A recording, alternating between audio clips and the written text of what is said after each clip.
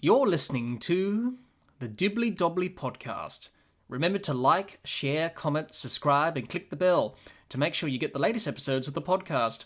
Be sure to like and share our Facebook page and follow us on Twitter and on Instagram. Of the world game. Let's move on to our next topic, Mark, and talk about mental health education.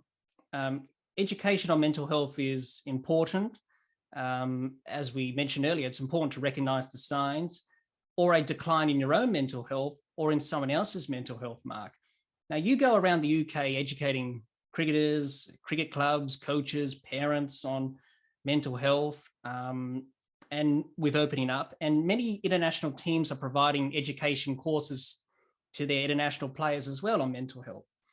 Mark, how important is it to be educated on mental health? Well, it's perhaps as important as any topic you could receive education on because of the impact it has on every area of your life. Being able to have skills like resilience and dealing with stress and working out how things are best approached from your perspective. So I think it's something that naturally comes within cricket. You can link to those mental skills which we talked about earlier, but it's also finding the right way of doing it and sometimes making it less formal, more conversational. But the key has to be that it's not directive and prescriptive about how people should do things, because everyone has their own unique experience of the world, and just trying to provide some things that can be used and access to help with that is really important in terms of looking after your mental health, but also providing some sound resources that can be accessed for support wherever you are in the country or across the world, so that people know who they can get in touch with if they are encountering problems, just the same as we'd know who to get in touch with if we were struggling with another part of our body. Yeah, that's important to recognize the changes in your own physical health, but also your mental health as well. So it's important to recognize the signs and educate yourself on mental health, which is important. Speaking about recognizing the signs, Mark, let's talk about recognizing the signs of a decline in your own mental health and in someone else's mental health. So what are the signs to look out for, Mark? Well, I think probably the main thing is they generally say clinically, if something's been going on for a fortnight or longer in terms of decline of mental health, then that's something that could well be something that could be approached in terms of it being an illness or a problem, rather than just having a rough patch. So for that, with that in mind, I think it's things like noticing a persistent low mood, also a lack of interest in things that you care about, lack of concentration, problems with sleep, can also be issues with appetite. But overall, the main thing is a big change in how we are, whether that's us as an individual or someone close to us. If we notice, which we generally can do when someone isn't quite themselves, that's a great opportunity to have a discussion, ask them how they are. It doesn't have to be anything minded in terms of, is there anything wrong with you mentally? It can just be a nice conversation, say, you're okay, you don't seem yourself. And I remember this example from a few years ago. I remember a player saying to me, he reacted completely differently out of the blue to something and really sort of lost his temper. And instead of people around him saying, are you okay? You're not usually like that. The reaction was dominated by, oh, that response was inappropriate, that wasn't on, and being very critical. So if we can be a bit kinder and realize that maybe if people are behaving differently and they appear to be struggling, it might be worth offering them that bit of support, and they might just need someone to listen to what they've got to say. But yeah, any big changes that appear obvious are the things worth looking out for. And then beneath that, those changes can be around things like sleep, appetite, of course, mood, enjoyment. And then there'll be things which can be very particular to individuals. But if we're looking out for that change in others, it at least gives us the chance to have the conversation. Yeah. Let's talk about how to go about seeking help for yourself, and if someone has confided in you about their own mental health issues. So, Mark, how should people go about seeking help for their own mental health? And how should they go about trying to help someone else who's confided in them about their own mental health issues? This is always the toughest, I suppose, because it's very straightforward to say to someone that they need to talk about how they're feeling. When we are in the midst of difficulties, that can be almost the last thing that we want to do.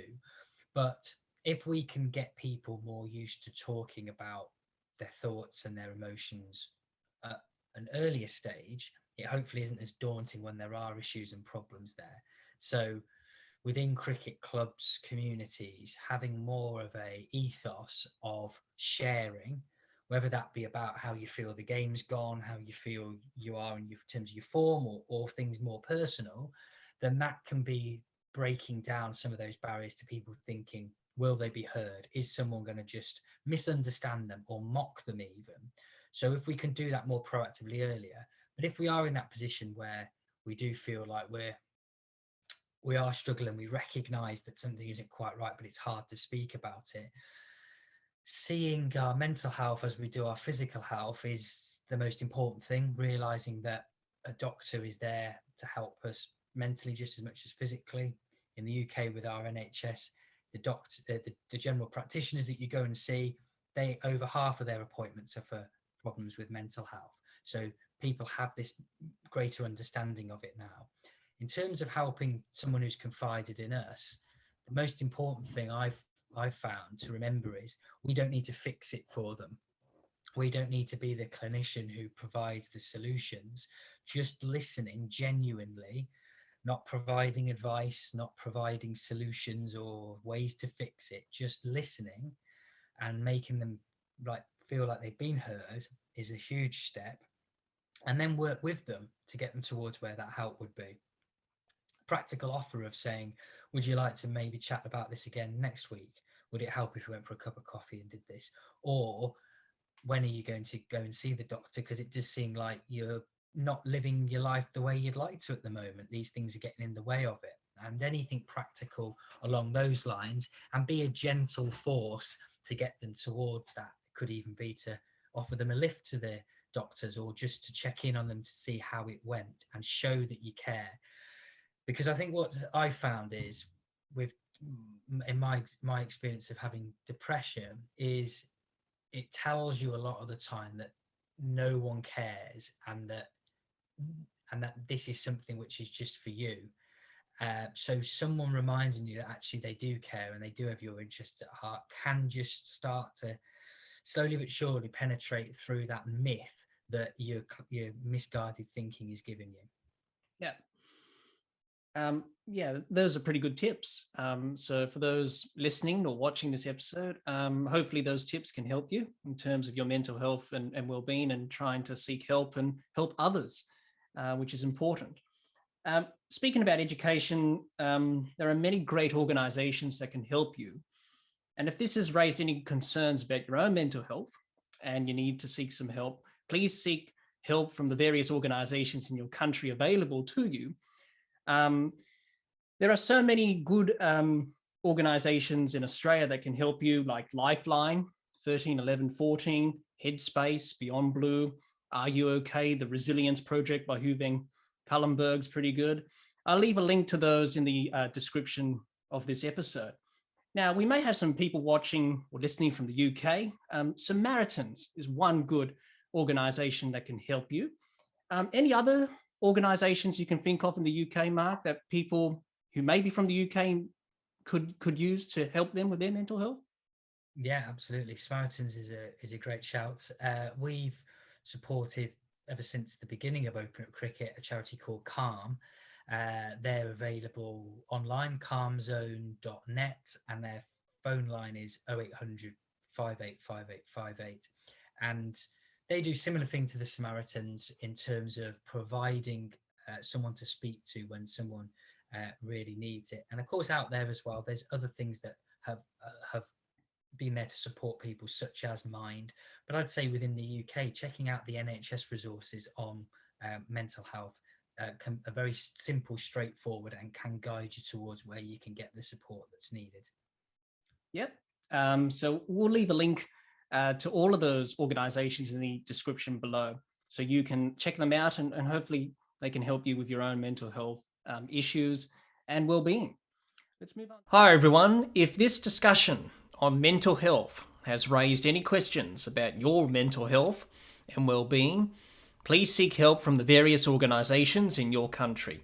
If you live in Australia or the UK, please check out the links in the description.